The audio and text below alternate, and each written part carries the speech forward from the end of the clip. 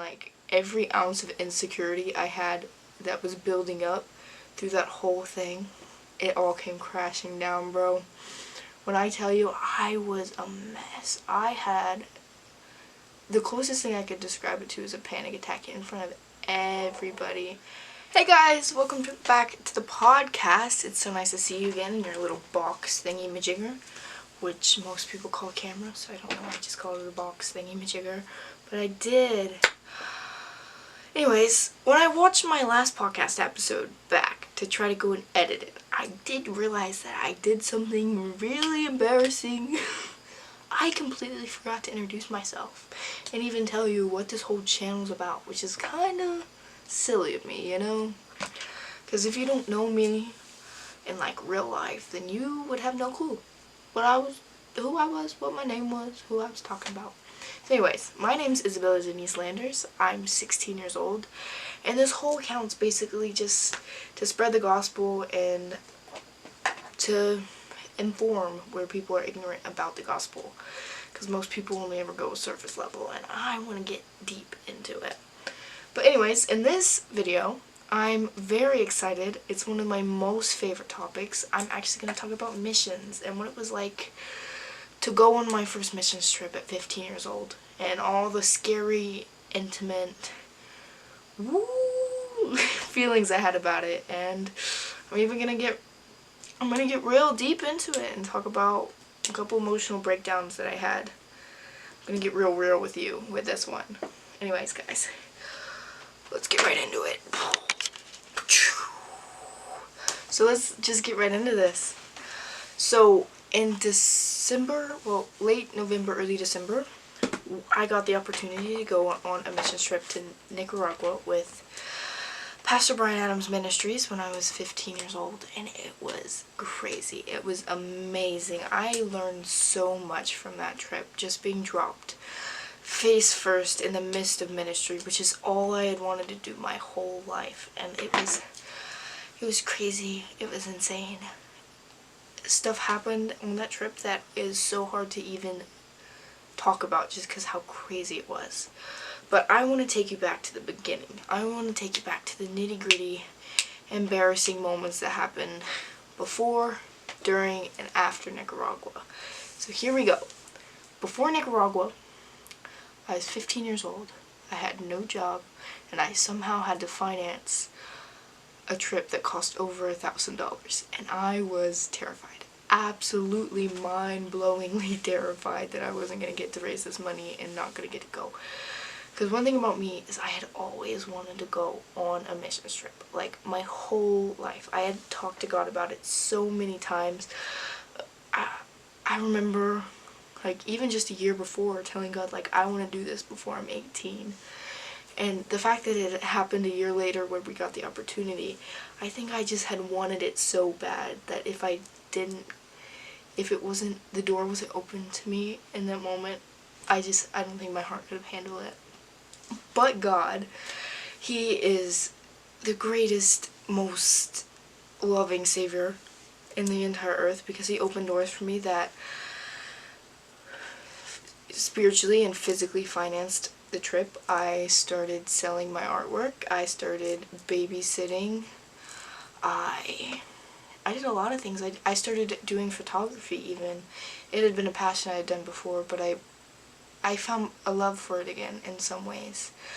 But it's just the way God meticulously put things together, like financially, so I could go, was absolutely amazing and a testimony within itself. He is our provider, and He really provided for me to go on this trip, and I praise Jesus every day for it, because without even just Him being the provider, I would have never got to experience so many other things. Anyways, I had to get that out of the way, because that's one of my favorite parts to talk about when I talk about this. Because just how evident God was showing me that I was supposed to go. It was crazy, and I loved it. Anyways, back to our story. So before Nicaragua, we had these team meetings. It was basically to get us ready to go out to the mission field and do all these things. But in these team meetings, we had to like role play how we were going to speak, because in Nicaragua they don't speak English, so we had to speak through an interpreter, which was a whole different ball game that none of us were prepared for, even with this whole role play thing that we did. But they posted on Facebook that we were doing this for the first time, and I was so terrified of it that I was just like, okay, I'll go first, because if I go first, I can get out of the way. I can prove to everyone that I got this, because I was the youngest one going on the trip, and I was terrified that they were going to treat me different, and that it was going to be this big thing, and that I was going to be treated like a kid the whole time I was there. But anyways, so I was like, I'll go first. I need to prove myself to these people that I can do this. So the day comes, I had been up all night.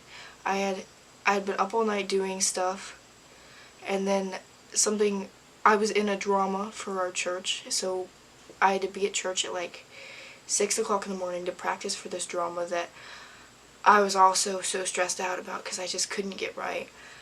And we had this meeting at like 8 o'clock, and so I'm practicing for this drama. I'm also worried about what I'm going to say at this meeting that we're going to have. So we're done practicing for the drama, time for the Nicaragua meeting. We're about to get started, and I can just feel it in my gut. I'm not doing it. Like, I can feel you know that feeling you have right before like you like cry? It was like that. It was like every little thing was making me feel like I was about to burst out into tears, and I was terrified. I don't think I'd ever felt that kind of fear in my entire life. So I go up there, because we have to get started, and I go up there, and I had prepared a message all about what to do to get ready for the trip for the people, but I didn't know I was supposed to role play and act like I was talking to the people in Nicaragua. So when the person that was coordinating the whole thing was like, okay, talk to the people like you're preaching in Nicaragua, I stopped, and I was like, what do you mean? What do you mean talk to them like I'm talking to Nicaragua? I thought I was preaching to the people. And like every ounce of insecurity I had that was building up through that whole thing, it all came crashing down, bro. When I tell you, I was a mess. I had the closest thing I could describe it to is a panic attack in front of everybody. It's not the first time that I broke down in front of a crowd of people crying. Little tidbit about me, I have dyslexia, which when I'm super stressed out about things can cause me not to be able to read the best. So there was another time back earlier that year, and I had to preach in front of my youth group, 5-minute sermon. I was going to preach it on Deborah. It was going to be great. I had such high expectations on myself because I had studied it for like a month. I had such high expectations. I get up there, I go to look at my page, and I can't read it. And everything that I had planned, everything that I had put together, meticulously put together, it was a good sermon, I swear, but like, I fell apart. And it was terrible. But anyways, that was just to give you some backstory. But when I fell apart here, I was like, I felt like I had just failed everything. Because I had worked so hard for this money to even get to go to the trip. I had worked so hard to get accepted and do all this stuff. And when I broke down in front of everybody, it felt like all my dreams just fell to the floor. Which sounds crazy, but like, when you've wanted to work in ministry your whole life and then it feels like you literally can't, I just get shivers thinking about it. But it was terrible for me. I couldn't think. I felt like I couldn't move. But anyways, I just find it so crazy that I went from that to about, I want to say 3 weeks after our Nicaragua trip, to having Pastor Brian Adams say this about me. What you could do without him. Everything he's called you to do is impossible. Some of those young people that went with me to Nicaragua, they'd never preached before. They never got up this up. I said, I don't care, just do it. And they're like, the minute they opened their mouth, I'm like, wow, dude, check that out. The 15-year-old girl that was with us, she preached better than all of them. I was like, wow. When I was 15, I was selling drugs. Skipping school, I was a mess. I went from literally breaking down in front of everybody to Pastor Brian Adams saying that I preach better than everyone there, which I'm not saying out of state of pride. I'm not putting that in there to be prideful about it or to say, oh, I did better than everybody else. No, I'm putting that in there to literally show you that God uses your brokenness. But anyways, back to our story. So that's what happened before Nicaragua. So let's give you a little rundown on what happened in Nicaragua, okay? So, day of Thanksgiving, after we all go to our families, we all meet at the church. We get in this van with like 12 people, 13 people, 12-person van. It was like, we were all squished in this tiny little van. There were 13 of us. We had to go to Columbus because that's where our flight was out of. And so we get to the hotel. We sleep the night. We wake up super, super early. We try to put all our stuff in this other van. And we all get this ride to this airport. I had never been on a plane before. The only reason I got a passport was for this trip. Like, I had never been on a plane. And all of a sudden I was about to be on 5 within the next 2 weeks. Because we had to take a plane from Columbus to somewhere else. And then we'd be in Nicaragua. And then on the way back we had to take a plane from Nicaragua to somewhere. Then to Columbus. Anyways, back to our story. So we do all the plane stuff. We get off the plane. I had never been on a plane before, so I didn't really know that maybe you weren't supposed to wear your headphones the whole time. So when I get off this plane, I can't hear anything. I'm freaking out. I'm in another country, never been out of the country, never been on a plane. I'm walking off the plane, I can't hear anything. And I'm just like, God, what the heck did I just get myself into? We get off the plane, we walk, we go through TSA? I don't know what it's called. Actually, I have no clue.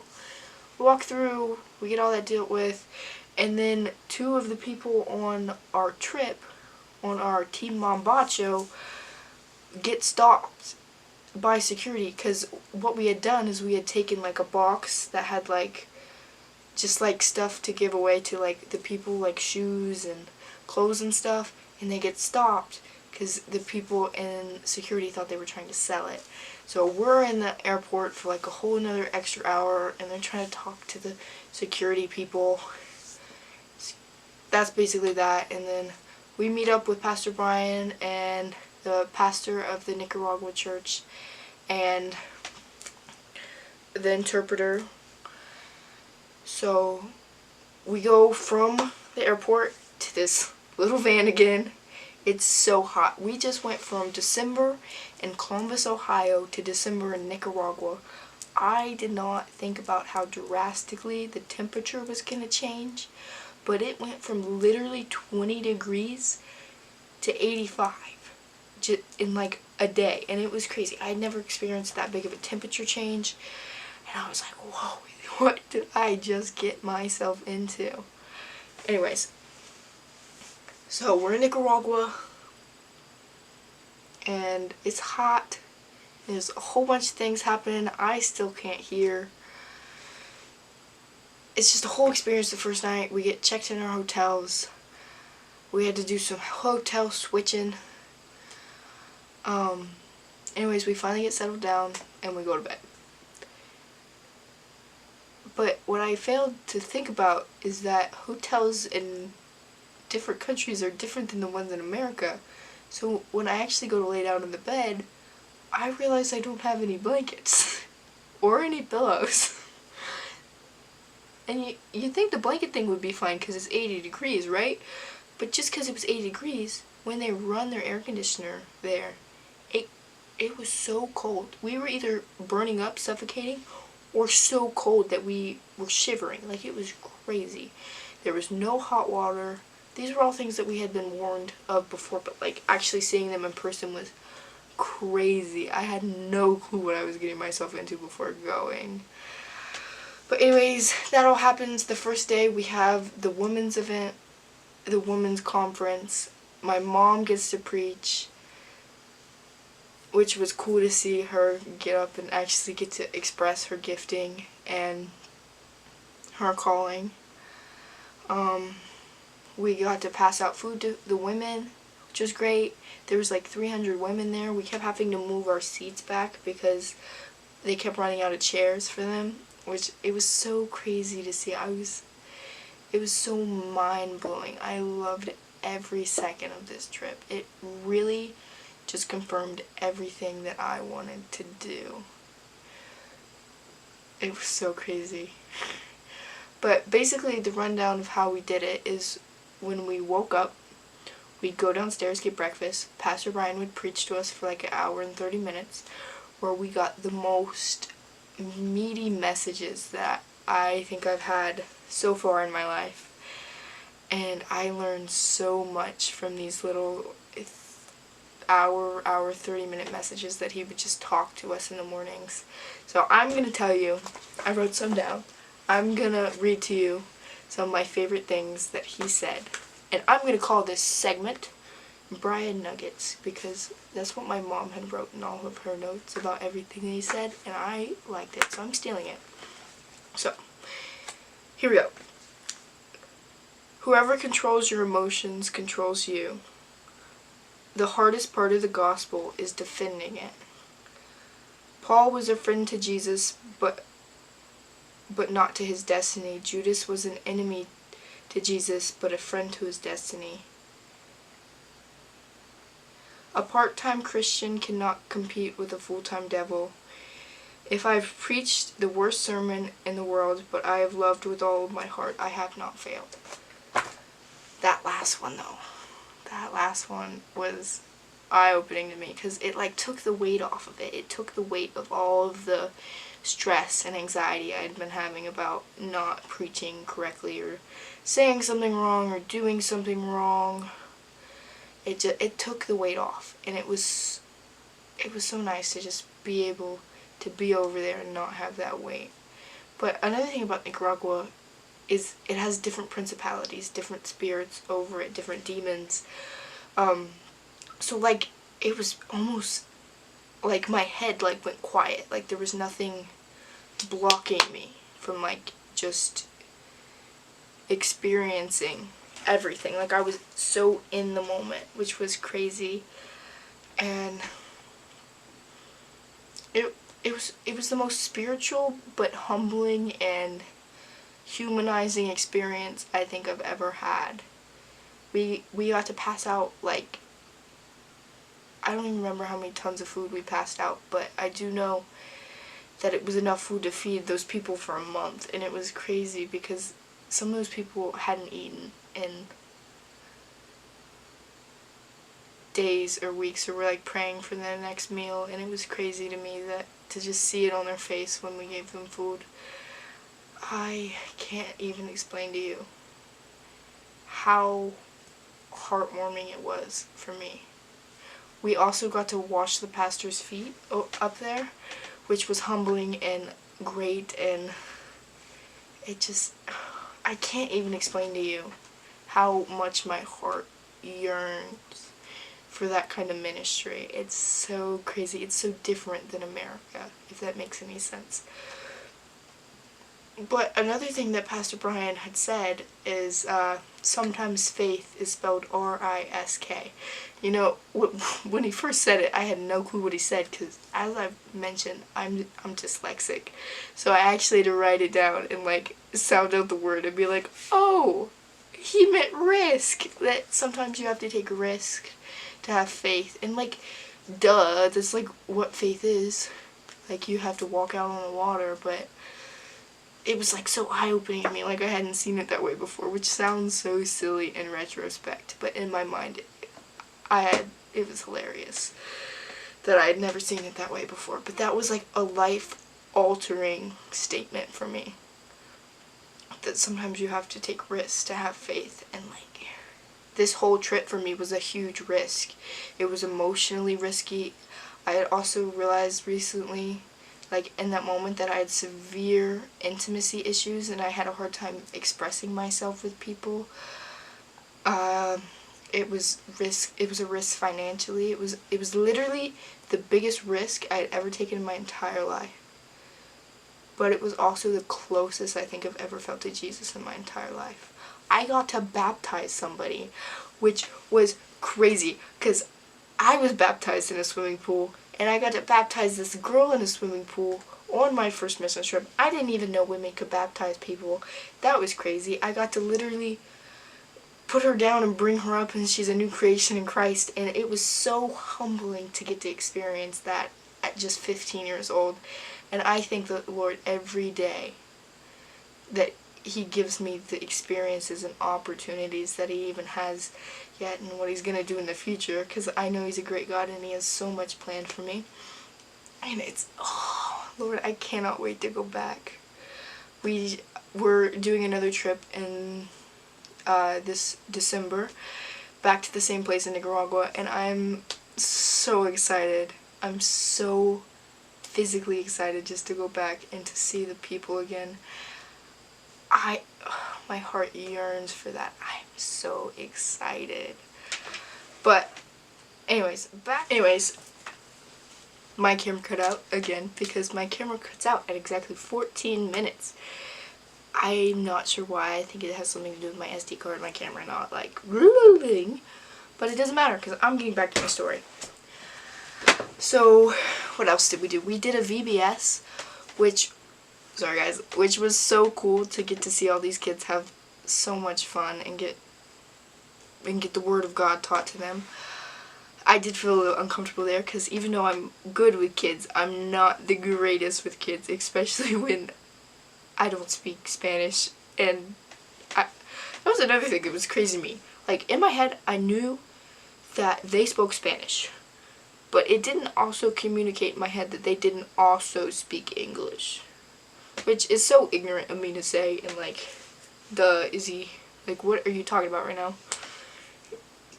I was ignorant. I was 15 years old. I was ignorant. I had no clue what I was getting myself into. But anyways, back to my stories of Nicaragua.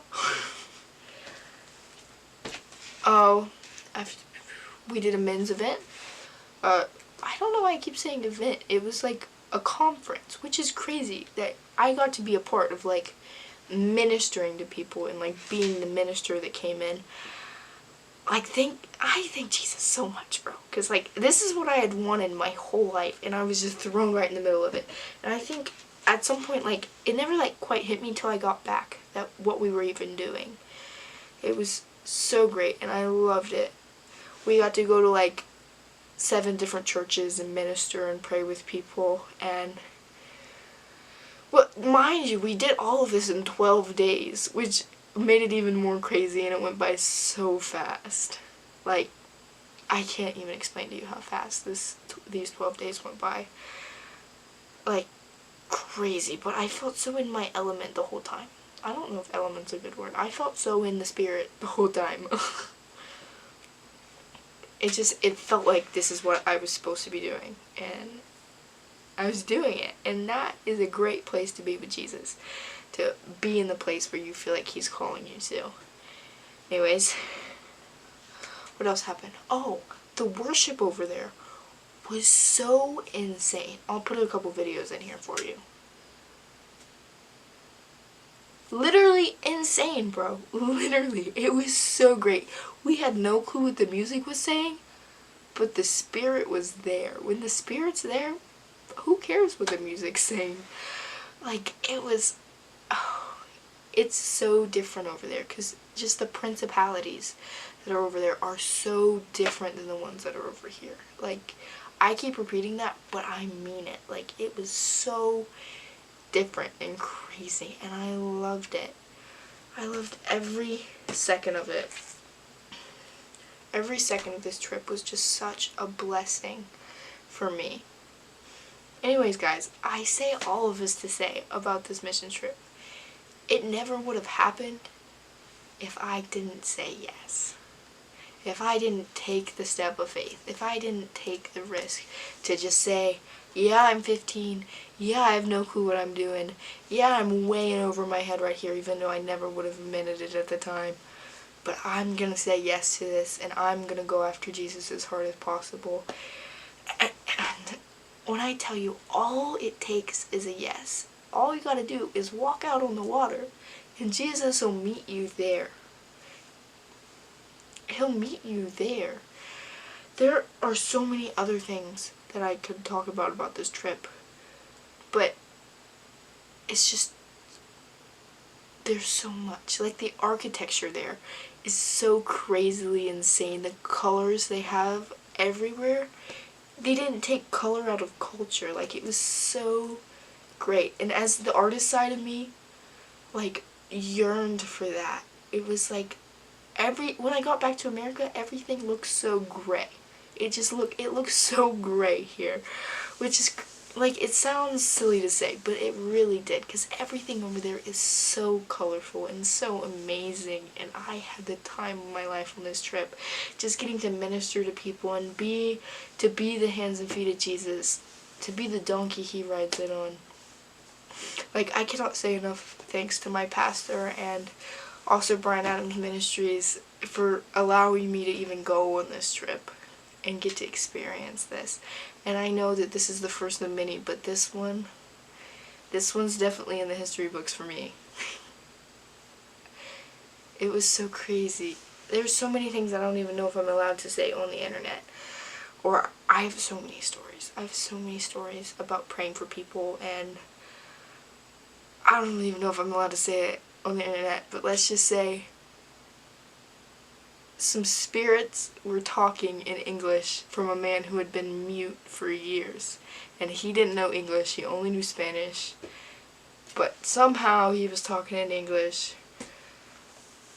I don't even know if I'm allowed to say it, but it was totally demons, bro. His demons were talking in English to us as we're trying to talk to this man who was mute for years. And there were so many things that blow my mind about this trip. Like, we went to an orphanage, or you might know, it was like an orphanage / hospital, and we got to hand out toys to kids and give them popsicles and dance with them and sing with them and play all their little games that they play over there, and it was amazing. Like, you could just feel the spirit so heavy. Like, I literally stood on top of a volcano. I stood on top of a volcano. The stars, when I tell you, the stars are so different over there. You can literally, they're so clear. Like, everything about this trip was amazing. And I'm so grateful that I even got to go. It was crazy. I stood on top of a volcano. How many people can say that? I stood on top of a volcano. I'm so thankful. I'm so thankful for this trip and how eye-opening it was. And how much I grew from it. There's things that I never could have done now that if I didn't go on this trip, I would have no clue. Like, this grew my faith, this grew my boldness, this grew my tolerance for ministry. Like, sometimes I'd be sitting in services that are like hour long, and I'm like, what's this? Because, like, my tolerance for ministry is so high now. Like, I could sit in a 12-hour service. If the preaching was good, the worship was good, the spirit was there, I could sit in a 12-hour service and be fine. Like, it made, not, like, I had always known I wanted to work in ministry, but this made it so eye-opening. It was so eye-opening that how much my spirit craves to work in ministry, and how much it just made it so real to me that it was a possibility. That ministry was an option. And I am so excited to see where Jesus takes me next. I'm so excited. We have another trip to Nicaragua planned in December that at the moment I'm trying to raise the money for, which has also come to be a little bit of a low risk of faith, because I have no clue, again, how I'm going to raise this money. But I do know if it's in God's will, it'll happen, and it'll be great. And I'm so excited to go back to Nicaragua and just learned so much more from Pastor Brian and all the people there. I felt so loved when I was there. I loved every second of it. Guys, thank you for watching Kingdom Culture Podcast with Isabella Denise. All I really have to say is just walk out on the water. Take the faith. Take the step. Take the leap. Say yes to something that you're terrified of doing. Just say yes. Do you think Peter wasn't terrified to step out on the water with Jesus? Bro, he was terrified, bro. I could attest. He was terrified. But as I was saying, step out on the water. Sometimes faith is spelled R.I.S.K. I am. You saw a little witchy, man.